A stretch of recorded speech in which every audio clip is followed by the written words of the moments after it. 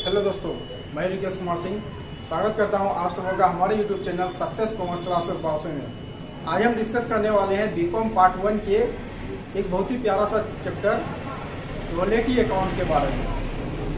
Video को अच्छी तरह से समझने के लिए बने रहिए अंत तक। देखो, चैप्टर का नाम है रोलेटी अकाउंट। ये बीकॉम पार्ट 1 का फर्स्ट चैप्टर है और इस चैप्टर से हर एक साल एक ना एक क्वेश्चन हर एक साल पूछता है, चाहे वो कोई भी यूनिवर्सिटी का क्यों ना हो। तो रोलेटी अकाउंट इसको बोलते हैं अधिकार शुल्क खाता। अब रोलेटी किसको कहेंगे तो उसका डेफिनेशन यहाँ लिखा हुआ है। रोलेटी किसको कहेंगे? रोलेटी यानी अधिकार शुल्क। जब हम किसी दूसरे व्यक्ति अथवा संस्था को कोई जमीन अथवा खान पट्टे पर किसी वस्तु का उत्पादन करने के लिए देते हैं और उसके बदले में प्रति टन, प्रति केजी या प्रति क्विंटल उत्पादन के आधार पर कोई शुल्क प्राप्त करते हैं, तो इस शुल्क को रोलेटी कहते हैं। यानी जब हम किसी दूसरे व्यक्ति को या संस्था को अपना कोई जमीन दे दिए, समझ लो, मान लो कि अपना जमीन दे दिए क्या उत्पादन करने के लिए, या फिर मान लो कि मेरे पास एक कोयले का खान है या तेल का खान है, हम किसी कंपनी को दे दिए तेल निकालने के लिए या कोयला निकालने के लिए लीज पर, और उसके बदले में वो जितना भी कोयला निकालेगा या जितना भी ईटा निकालेगा प्रति कुंटल, अगर कोयला या तेल निकाल रहा है तो प्रति कुंटल या प्रति टन के हिसाब से उससे जो हम शुल्क लेंगे वो रोलेटी होगा। अगर मान लो जमीन दे दिए हैं ईटा उत्पादन करने के लिए, तो प्रत्येक वर्ष प्रति हजार, यानी जितना 1000 ईटा निकालेगा उस ईटे के हिसाब से हम उससे कुछ ना कुछ शुल्क लेंगे। अगर मान लो कि अगर एक ईटा निकालता है तो 1 रुपया लेते हैं, तो 10,000 ईटा अगर पूरे साल में निकाला है तो 10,000 रुपया लेंगे।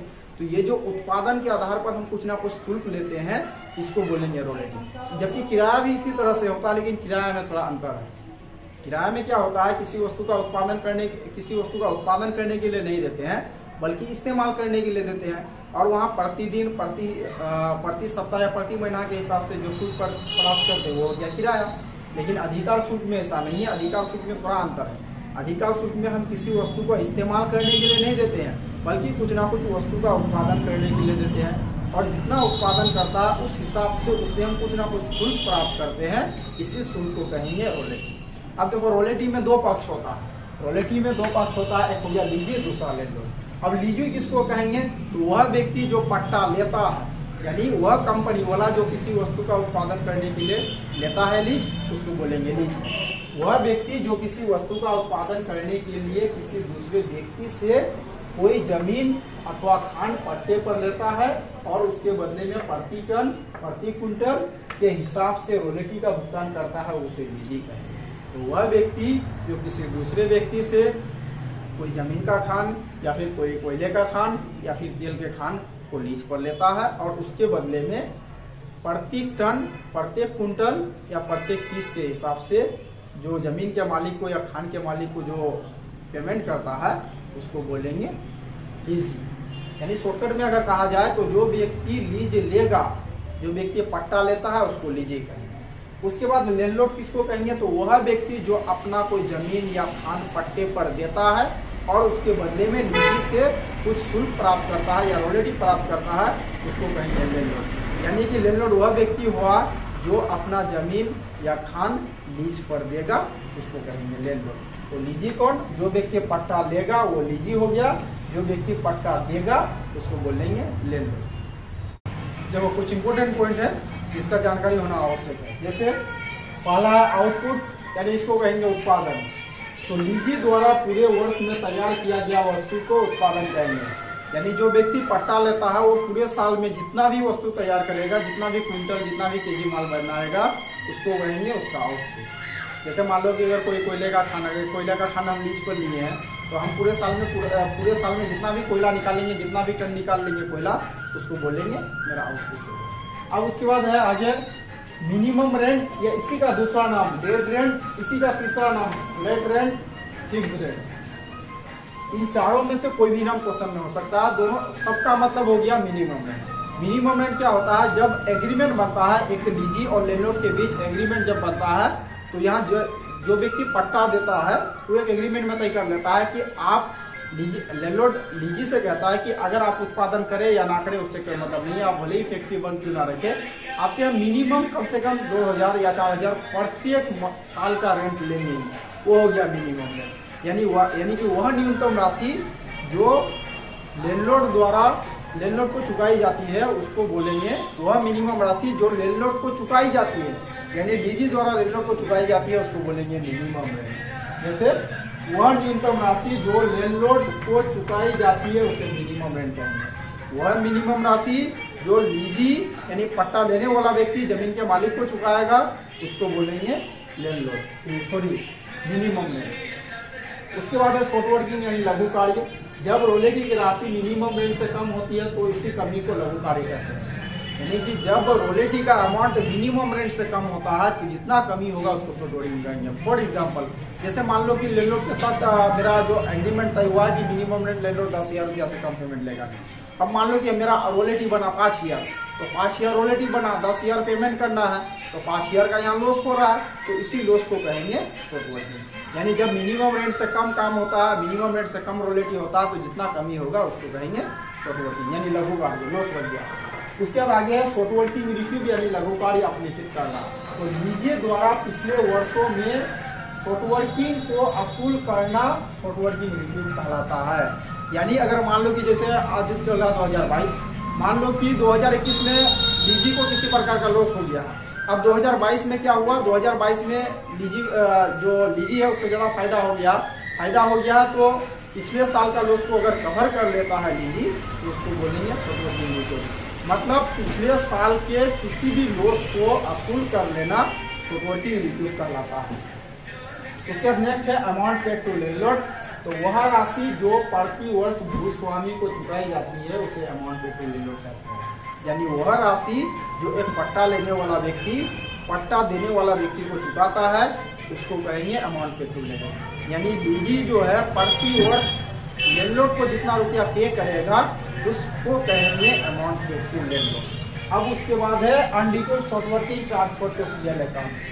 तो वह शॉर्ट वर्किंग राशि जिसे एक निश्चित समय के बाद भी रिक्यूब नहीं किया जा सकता है उसे हानि मानकर लाभ हानि खाता में भेज दिया जाता है। तो unrecouped short working transfer to PL account का मतलब ये हुआ कि जो लीजी है अगर उसको एक निश्चित समय देता है, लैंडलॉर्ड जो होता है लीजी को समय देता है कि आपको अगर किसी वर्ष लॉस लग गया है आप उस लॉस को 1-2 साल में मेकअप कर सकते हैं। अगर 1-2 साल में भी अगर लीजी पिछले वाला लॉस को अगर असूल नहीं कर पाता है तो लीजी जो है वहाँ उसको हानि मान करके पीएल अकाउंट में ट्रांसफर कर देता है। इसी को बोलेंगे unrecouped short working transfer to PL.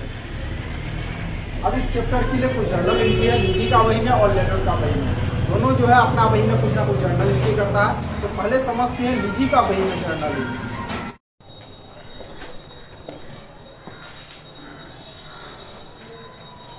देखो लीजी का बही में जर्नल एंट्री, रॉयल्टी में 2 पक्ष होते हैं, एक लीजी दूसरा लैंडलॉर्ड। तो पहला लीजी के बही में जर्नल एंट्री देखते हैं। तो journal entries in the books of lessee, lessee का बही, लीजी मतलब जो व्यक्ति पट्टा लेता है उसका बही में जर्नल एंट्री। तो सबसे पहला एंट्री देखो 3 कंडीशन में एंट्री होगा इसका।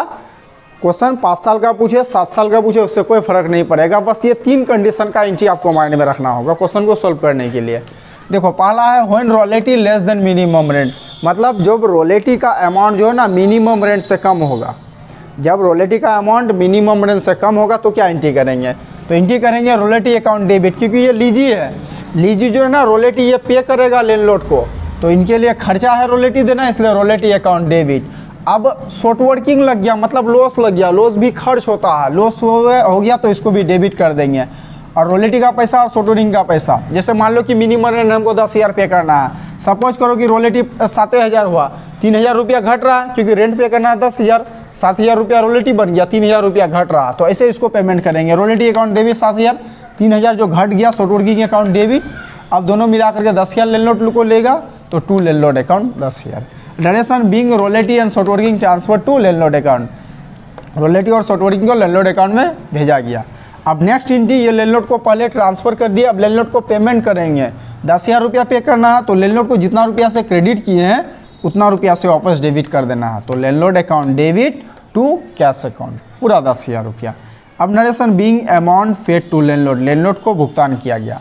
अब उसके बाद तीसरा एंट्री जब रोलेटी जो होता है ना, जैसे ये लीजी है, लीजी रोलेटी पे करेगा, रोलेटी पे करना इनके लिए खर्च हो गया, तो ये साल के अंत में लाभ या हानि जानना चाहता है तो उसके लिए क्या करना होगा, जितना ये रेंट पे करेगा, जितना रोलेटी वगैरह पे करेगा ये लाभानी खाता में ले आकर के रखेगा। तो लास्ट वाला एंट्री करना है profit and loss account debit to royalty account, और इसमें जो अमाउंट लिखना ना वो रोलेटी वाला अमाउंट लिखना। रोलेटी एक बार डेबिट किए थे, लास्ट में क्रेडिट कर दिए।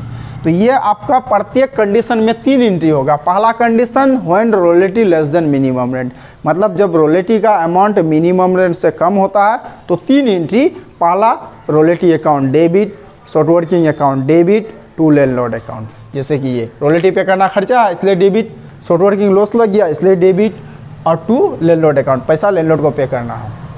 उसके बाद लैंडलॉर्ड को आप पेमेंट करेंगे तो लैंडलॉर्ड अकाउंट डेबिट, जितना से क्रेडिट किया उतना से डेबिट, अब उनको पेमेंट कर देंगे तो टू कैश अकाउंट। अब लास्ट में क्या करेंगे, रोलेटी पे करना खर्च है, अब खर्च को लाभानी खाता में लिखेंगे तो profit and loss account debit to royalty account. Royalty एक बार डेबिट कर चुके हैं, दूसरा बार क्रेडिट कर देंगे।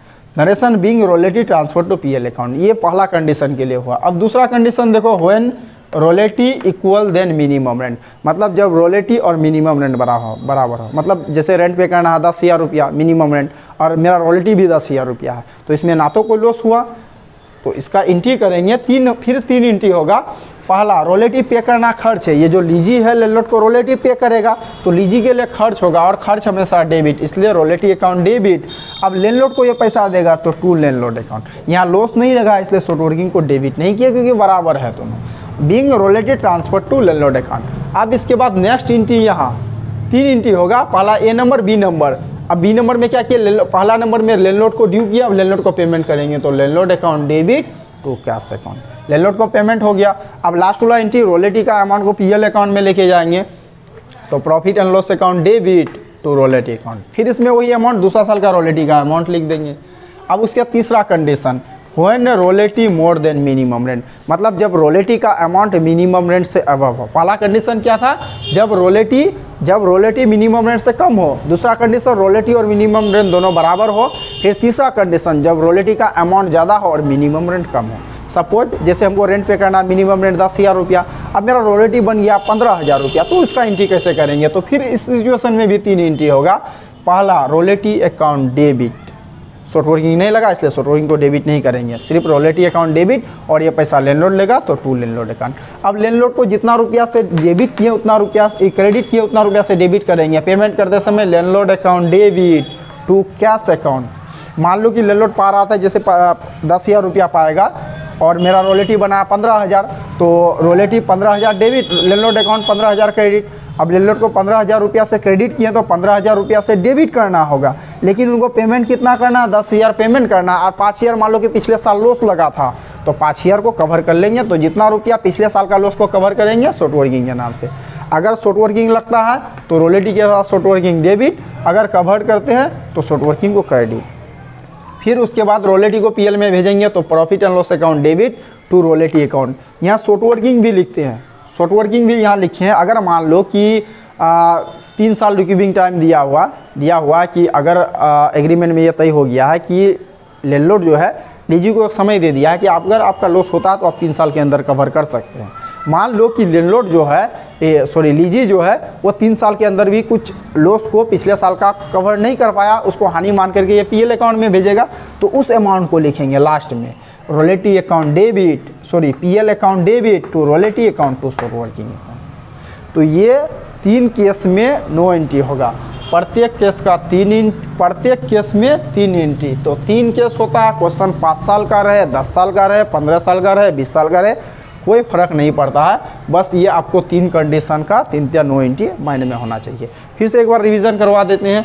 जैसे रोलेटी लेस देन मिनिमम रेंट, जब रोलेटी का अमाउंट मिनिमम रेंट से कम है, मतलब जब कंपनी वाले को लॉस लगता है, एंट्री करेंगे रोलेटी पे करना खर्चा है डेबिट, शॉर्ट वर्किंग लग गया लॉस है डेबिट टू लैंडलॉर्ड अकाउंट। फिर लैंडलॉर्ड को पेमेंट करेंगे landlord account debit to cash account. फिर रोलेटी को पीएल में भेजेंगे तो PL account debit to royalty account. दूसरा कंडीशन जब रोलेटी और मिनिमम रेंट दोनों बराबर हो तो royalty debit to landlord account, short working नहीं लगा इसलिए शॉर्ट वर्किंग डेबिट नहीं। फिर लैंडलॉर्ड को क्रेडिट किया तो लैंडलॉर्ड को पेमेंट करेंगे landlord debit to cash account. फिर जो रोलेटी का अमाउंट है उसको पीएल में भेजेंगे तो PL account debit to royalty account. अब तीसरा कंडीशन जब रोलेटी का अमाउंट मिनिमम रेंट से ज़्यादा है तो royalty debit to landlord account. अब लैंडलॉर्ड अकाउंट डेबिट करते समय कुछ पेमेंट करेंगे, अब ज़्यादा हो गया रोलेटी तो पिछले साल का कुछ लॉस को कवर करेंगे, जितना कवर करेंगे टू शॉर्ट वर्किंग अकाउंट। अब उसके बाद लास्ट में रॉयल्टी को पीएल में लेके आएंगे। अगर पिछले साल का बकाया कुछ लॉस है उसको भी अगर कवर नहीं कर पाए हैं तो उसको भी पीएल अकाउंट में लेके आएंगे। तो PL account debit to royalty account, अब बकाया पिछले साल का जो लॉस है उसको शॉर्ट वर्किंग के नाम से करेंगे। यहाँ तक हो गया आपका लीजी का बही में जर्नल एंट्री। अब आज के क्लास में बस इतना ही। अब नेक्स्ट क्लास में आपको लैंडलॉर्ड का बही में जर्नल एंट्री बनाने के बाद कुछ एंट्री वगैरह समझाएंगे। आज के क्लास में बस इतना ही। यदि आपको हमारा चैनल अच्छा लगे तो लाइक करें, कमेंट करें, शेयर करें, और यदि आप हमारे चैनल में पहली बार आए हैं तो चैनल को सब्सक्राइब करें ताकि इसी से रिलेटेड आगे का वीडियो आपको मिलता रहे। Thanks for watching.